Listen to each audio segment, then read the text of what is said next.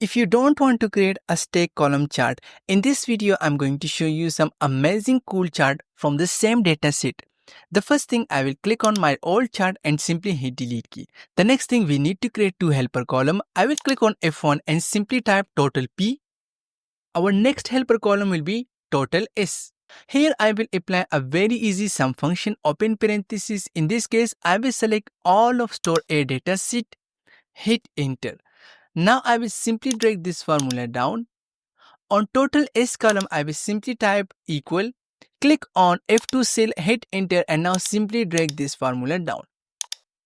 The next thing, we need to select my entire data sheet. Click on insert recommended chart. In this case, I will click all chart and we need to select the second layout and hit OK. For now, I will increase the width and height of this chart so that I can create exactly the same chart as I show you on my image in the right side. The first thing, I will click change chart type. I will click combo chart. In this case, I need to select all of the edge as a cluster column chart.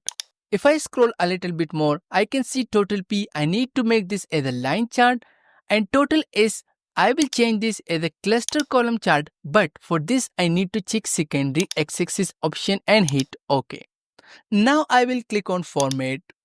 On the very left side, you can see a drop down. From this drop down, simply select total P series, click shape outline to no outline, shape fill to no fill. The next thing, select total S series, right click, format data series. For the gap width, simply choose 10%, hit enter. Now click fill and lines. For the fill color, I will choose gradient color. In this case, I need to change these gradients top. The first thing, I will delete the third gradient, click on this one, and now simply click remove gradient. The first color will be white with 100% transparency. And the second color, we will choose this green color. Let's say I'm going to choose this green color. And the transparency will be, let's say, about 68%. You can choose whatever you like. So I will just leave, let's say, up to 46% is enough. The next thing, we need to increase this column width. So what I need to do, I will click on format. On the very left side, I need to select any of the edge. For example, I will click 26 to 40. And now I will click series option. We need to decrease the gap width, let's say up to 50%. And I will decrease the series overlap minus 10%.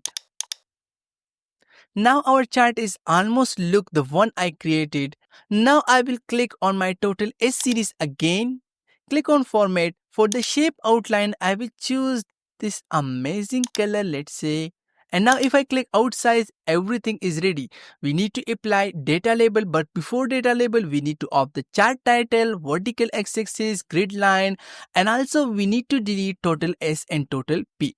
So first I will click on my legend and again I will click on total S and it will only select total S. Now simply hit delete key, again click on legend, click on total P, it will only select total P and hit delete key. Now our chart is looking much better. I will click on this plus button. On x-axis option, I need to off the primary vertical and secondary vertical x-axis. I need to off the grid line and I need to off the chart title for now. Now we need to increase the font size and also we need to add the baseline. I will click on my horizontal x-axis, click on format. In this case, I will choose this black color for the base. Click on home, increase the font size a little bit more, make it bold and choose the black font color. The last thing, we need to apply data label. I will click outside my chart and now click again on my chart, click on this plus button and simply apply data label. Now here you can see two data label. Of course, this data label is for total primary series. So I will simply select total primary data label and simply hit delete key. Now I will click on my total secondary data label. On the data label option, you can see data callout. Simply click on this one. Now click on this plus button to off the menu. Go to format. Change shape. In this case, I will select this cloud shape. I think they are adding category name on the data label as well. What I need to do, I will click on label options. expand the label option and simply off the category name. Now for the shape wheel, I will select this color, and for the font size, I will choose a white font color. If you want to increase the font size, click on home and simply increase the font size. Make it bold as well. Now the last thing, we need to make it bold these data label as well. So what I need to do, I will simply select one by one, make it bold and choose the black font color. And this is all about we can create this amazing chart from our data sheet. Now everything is totally dynamic. For example, if I change my data sheet, each and everything is dynamically updating. I hope you like this video and learned something useful. If you have anything else in mind, just let me know and I will help you to sort the issue. Thank you so much.